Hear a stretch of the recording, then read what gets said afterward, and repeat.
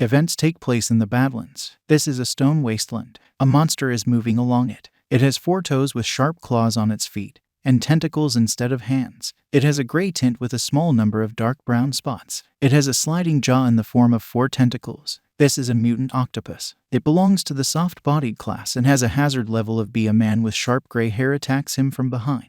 He's going to take down the monster with his bare hands. The guy's hand lights up, imbued with power. It is used for the ancient strike technique, which turns into a tearing blow when hitting an enemy. The guy's attack does not deal any damage to the monster. The reason is in the skin of a mutant octopus. It's too soft. Because of this, his punch is completely dispelled. The monster notices an annoying bug that tried to resist him. He doesn't hesitate to throw a punch, which the guy somehow dodges with a jump. The young man notices that he can only defend himself. He closes his eyes, preparing to take another monster punch on the block. A few red rays cut the monster's tentacles into several slices. The guy is saved by a girl with lilac hair and yellow eyes. The girl orders the guy to retreat, and he thanks her in return. The monster looks at its severed limb with incomprehension. The wound begins to heal before my eyes. He only wonders if their attacks make sense. A representative of the fair sex decides to change the tactics of battle, because before that they used only physical attacks. The guy approves of her decision, but she again asks him to be silent.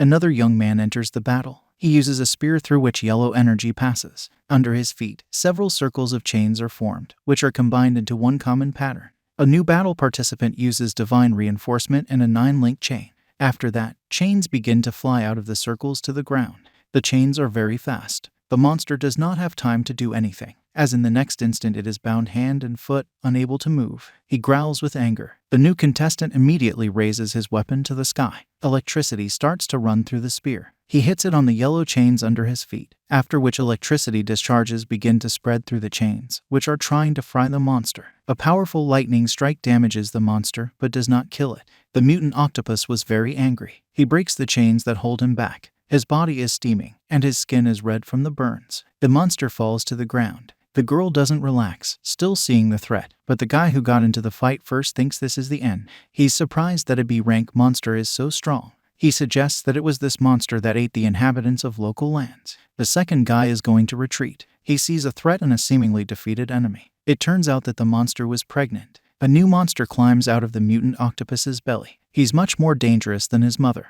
It has slender 4 arms and an elongated head without a neck. This is the demonic germ of desiccation. It belongs to the class of parasites and has a hazard level of S. The newborn monster draws attention to 3 people who are preparing to confront him. The monster is overwhelmed with power, which begins to gather over his head in the form of a red ball. A moment later, a powerful beam of red energy shoots out. It passes through several mountains, leaving a channel with smooth walls inside them. The boy who enters the battle first is the first to realize that their opponent is too strong, but his words are ignored. The monster and the humans raised their heads to the sky, noticing another monster. An anthropomorphic creature with a pair of long wings, horns and tails hovered in the sky directly against the background of the moon. The young man using a spear in battle ordered his companions to stand behind him. The horned monster that just appeared is much more dangerous. The newborn creature does not feel any danger. It concentrates another cloud of energy above itself, then unleashes a deadly beam on the winged monster in the sky. The horned monster responds with a dark purple energy salvo.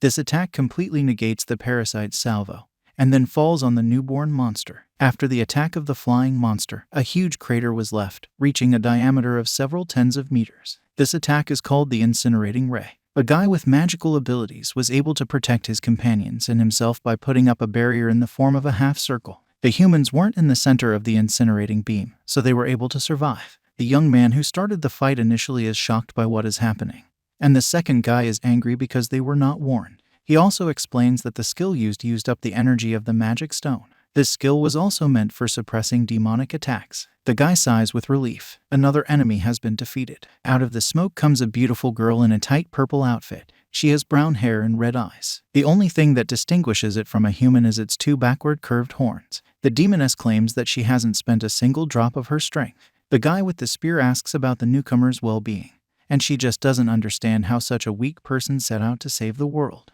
It turns out that the demoness wants to teach the guy a bunch of things so that he can safely rule the local lands. The guy decides to let us in on the past. The girl with the horns is his wife. She is the demon queen and her name is Isabella. Its danger level cannot be measured. Let's go back in time. The Zioluo Plains are home to many tribes, but there are two of the strongest, humans and demons. The events take place several centuries ago. Both tribes decided to engage in a war for resources. The war did not lead to anything good. Both sides suffered heavy losses. At some point, people suggested a truce. Queen Isabella of Oz agreed to sign the Great Dane Peace Treaty. Events are transferred to Earth. A guy named Xiang Yi lives in one of the apartments. He is a gamer. The guy is a very good player in his favorite game. Other players consider him the best on the server, and many even think that he does not always play seriously. Xiang Yi also knows how to analyze his games, noticing his mistakes, but not everything is as rosy as we would like. Because of the games that the guy spent the whole summer playing, he has no friends at all, and the hero's parents work abroad. After another game, Xiang Yi decides to go to bed. He spent the whole summer at home, drawing or playing all day long. The hero thought that the summer would be boring, but when he closes his eyes, the ring on his neck begins to glow. The guy opens his eyes in a different place. The first person he sees is a girl with red eyes and purple horns. The guy starts crawling back in fright. He doesn't know where he is. The girl with the horns declares that he is no longer at home. Xiang Yi notices that he is in a huge hall with a red carpet in the center. There are several other personalities nearby. 4 girls who look like warriors, and one grandmother dressed in the robes of some magician or sorcerer. The hero slaps himself in the face, assuming that all this is hallucination from the games, but all the sensations are more than real. That's when he gets the crazy idea that he's in another universe. The girl with horns asks the high priest about the guy's choice. It is clear that she strongly doubts this, but the priest rushes to convince her otherwise. It turns out that anyone with the same ring as the queen is a person from the prophecy. The hero also discovers a ring on his neck. The decoration has a golden hue. It contains precious stones of red color. The girl shows the guy her ring, which is worn on the ring finger of her right hand. The queen grabs the boy by his clothes, hovering over him. She doesn't feel any magic power from him. Coupled with the fact that the guy is a representative of the human race, the demoness has a lot of questions. The guy doesn't understand what the girl is talking about. He bought the ring of the chosen one in a street shop. These words only finish off the queen completely. She assumes that there was a mistake in the summoning spell, because the chosen one was useless, in her opinion. The elder is confident that everything went as it should, and Xiang Yi is the one who will save the demon race. The hero wants to know what is going on and who he is communicating with. Let the girl and considers the hero garbage, but she still explains to him the state of affairs. She is the 7th demon queen, Isabella Osa. It was today that she signed a peace treaty with the humans, but it didn't go the way she wanted. Supreme Commander Lillian made a secret agreement with the humans. They attacked Isabella while she was unarmed. It is not clear how, however, Liliana managed to extract a large amount of royal magic from Isabella. The demon queen was only saved by the appearance of 4 guardians who sacrificed their lives for her. The girl's face shows that she remembered the sacrifice of her subordinates for life. Isabella also notes that now a very small number of people are able to protect her. The hero begins to realize what is happening. He realizes that he has become a hitman in a new world, in which he will have to save the fallen heroine. Xiang Yi is already beginning to imagine how he will become a beautiful and strong warrior, worthy of a beauty like Isabella. He even likes the ending with the demon queen. The guy offers to hide in the mountains, but his idea quickly crumbles to dust. It turns out that everyone present who followed Isabella was constantly being chased by people. Now they were in a desperate situation. Enemies surrounded them from all sides, so they decided to seek salvation in the chosen one. They never thought that they would end up with such a useless piece of shit. Isabella clutches at her heart. She feels that she is beginning to weaken. A powerful stream of magical energy erupts from the demon queen. Her powers are fading fast. Her clothes start to turn to dust, and her tail falls apart. Isabella appears completely naked in front of everyone. Those present are confused by what is happening. Xiang Yi is so embarrassed that his nose is bleeding, but he notices that the girl is still bigger than him. The demon queen herself does not understand what happened and why she began to look like an ordinary person. The high priest explains that the reason for the change in Isabella's appearance is the depletion of her aura. The girl starts to worry. She is afraid to appear in front of her people in this guise. Her subordinates believe that the queen has used up all her aura for them. They also blame Xiang Yi for all the troubles. The warriors are going to kill the guy. The hero considers himself a victim, because he did not want to be called to a new world. The entrance gate opens. One of the men is being held by a demon, who reports that the defenses are almost gone. The surviving demons ask Isabella to leave. The queen hadn't expected it to happen so quickly. Warriors prepare to defend their mistress to the very end. Isabella is happy that she has such subordinates who care about her so much. The high priest notes that the queen's appearance is identical to that of a human. This will greatly simplify the escape, but the priest himself is going to stay with the guards to buy more time.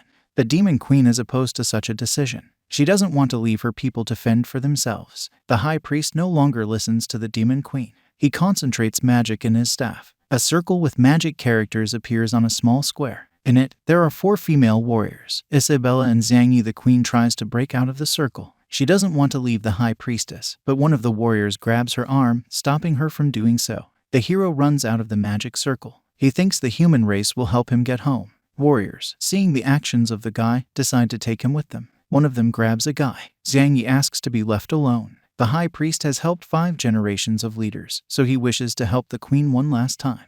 Isabella cries, not wanting to let go of her subordinate. Everyone except the high priest is teleported. Immediately after that, the gate to the room breaks down. A pile of dust rises, and the priest himself turns to face the guests. People enter the hall. They are led by a man with a thick red beard and mustache. His hair is the same color. This is Thorst Angus, the regent. He asks the high priest where the queen is. The priest just grins back at him. Somewhere in a green clearing in the middle of the forest, a portal opens, where a group of survivors finds themselves.